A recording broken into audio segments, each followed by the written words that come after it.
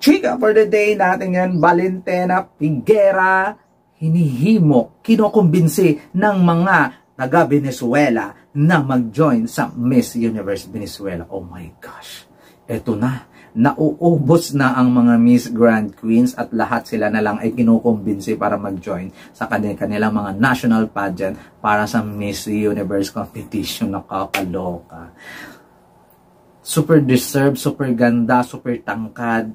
Talagang queenly ang eksena nitong si Miss Valentina Figuera, ang ating Miss Grand International 2019. At talaga lang namang pangabugan talaga ito pag siya ang mag-represent ng Venezuela sa Miss Universe. Pero meron ng contestant ang Miss Venezuela ngayon sa Miss Universe 2024, maybe sa Miss Universe 2025. So tingnan natin kung makukumbinsi nga ba ito or tingnan natin kung papayag